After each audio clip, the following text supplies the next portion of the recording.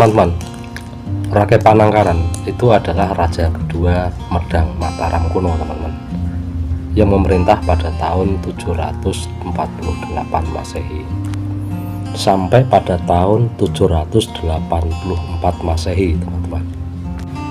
Teman-teman, selama berkuasa, Rakai Panangkaran itu memiliki gelar Sri Maharaja Rakai Panangkaran Dyah Pancapana, teman-teman. Beberapa prasasti menyebutkan tentang nama Raja Rakai Panangkaran ini, teman-teman. Di antaranya adalah prasasti Kalasan, prasasti Mantiasih, dan prasasti Manua Tengah 3. Dan mengenai kisah Rakai Panangkaran ini juga diperkuat dengan sumber sejarah sekunder, yaitu sebuah karya sastra Jawa Baru, teman-teman, yaitu naskah Wangsakerta.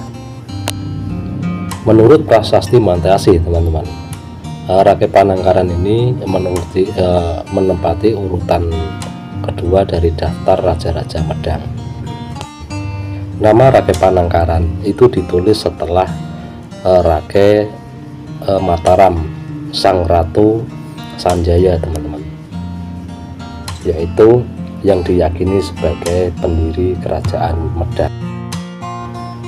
Prasasti Mantiasih ini dikeluarkan oleh Maharaja Balitung, teman-teman, yaitu pada tahun 907 Masehi atau ratusan tahun setelah pemerintahan Rakai Panangkaran. Sedangkan prasasti yang dibuat sendiri oleh pada zaman Rakai Panangkaran itu adalah prasasti Kalasan, berangkat tahun 778 Masehi, teman-teman. Prasasti ini merupakan piagam peresmian pembangunan sebuah candi, yaitu candi Buddha yang bernama Tarabhavana, teman-teman, atau Buana Tara, teman-teman. Candi ini dibangun untuk pemujaan terhadap Dewi Tara. Teman-teman, pembangunan candi ini terjadi itu atas permohonan dari para guru raja-raja Sailendra. Di dalam prasasti Kalasan itu Rakai Panangkaran itu dipuja sebagai Sailendra Wangsa Tilaka atau Permata Wangsa Sailendra. Teman-teman, candi yang didirikan oleh Rakai Panangkaran itu yang terletak di desa Kalasan saat ini dikenal dengan sebutan Candi Kalasan. Masa-masa pemerintahan Rakai Panangkaran ini, teman-teman, itu Rakai Panangkaran giat-giatnya membangun candi di kawasan Kalasan dan juga Prambanan. Teman-teman, Candi Sari adalah salah satu candi yang dibangun oleh Rakai Panangkaran yang dikaitkan sebagai pendamping atau wisma untuk Candi Kalasan, teman-teman. Candi Sewu dan juga komplek percandian di Ratu Boko itu juga merupakan bangunan candi yang diprakarasai oleh Rakai Panangkaran. Pada tahun 792 Masehi, Rakai Panangkaran itu mengundurkan diri dari pemerintahan dan memusatkan diri terhadap keagamaan dan ketenangan rohani, teman-teman, dengan mendirikan sebuah wihara, yaitu Wihara Abayagiri, wihara yang dikaitkan dengan komplek percandian Boko, teman-teman. Sanjaya adalah pendiri kerajaan Medang yang menganut agama Hindu Siwa, teman-teman. Sedangkan Rakai Panangkaran itu adalah raja kedua dari Medang dan menganut agama Buddha Mahayana. Menurut sejarawan barat, teman-teman, yaitu Van Hersen, itu Rakai Panangkaran itu adalah putra dari Sanjaya, dari Wangsa Sanjaya yang kemudian dikalahkan oleh Wangsa Sailendra.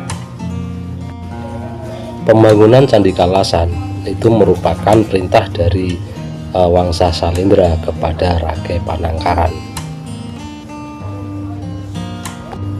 yang telah tunduk sebagai bawahan dari Wangsa Shalendra, teman-teman.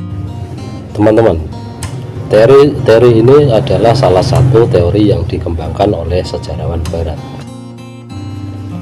Sedangkan menurut sejarawan Purbacaraka, teman-teman, Rakai Panangkaran itu adalah putra dari dari Sanjaya, teman-teman.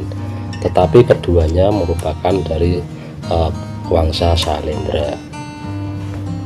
Karena teori dari Purbacaraka ini tidak mengakui keberadaan dari Wangsa Sanjaya, teman-teman.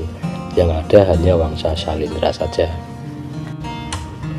Marwati Pusponegoro ini adalah seorang sarjana yang juga mendukung pendapat Purbacaraka ini.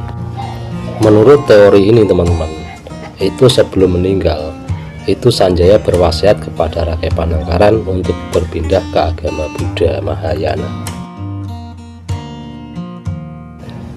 Teman-teman, teori ini berdasarkan dari sebuah naskah cerita, yaitu cerita Parahyangan, teman-teman. Menurut sejarawan Purbacaraka, bahwa yang dimaksud guru para Shalendra itu adalah para guru dari Rakai Panangkaran sendiri, teman-teman. Sedangkan menurut sejarawan Slamet Mulyana, itu Rakai Panangkaran itu bukan putra dari Sanjaya.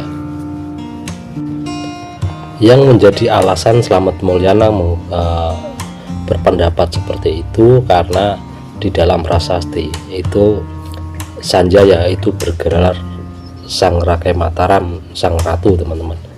Sedangkan Rakai Panangkaran itu bergelar Sri Maharaja. Perubahan gelar raja itu menandakan bahwa raja itu telah berganti dinasti. Jadi menurut Slamet Mulyana, itu Rakai Panangkaran itu adalah seorang raja dari Wangsa Shalendra yang berhasil mengalahkan Sanjaya dari Wangsa Sanjaya, teman-teman. Menurut pendapat Slamet Mulyana, bahwa Rakai Panangkaran itu tidak mungkin berstatus sebagai bawahan Wangsa Shalendra. Yang menguatkan pendapat Slamet Mulyana ini adalah yang tertulis di prasasti Kalasan, teman-teman.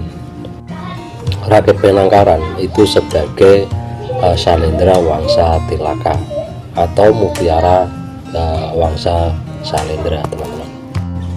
Menurut prasasti Kalasan, teman-teman, itu bahwa Rakai Panangkaran itu memiliki nama asli Dyah Pancapala.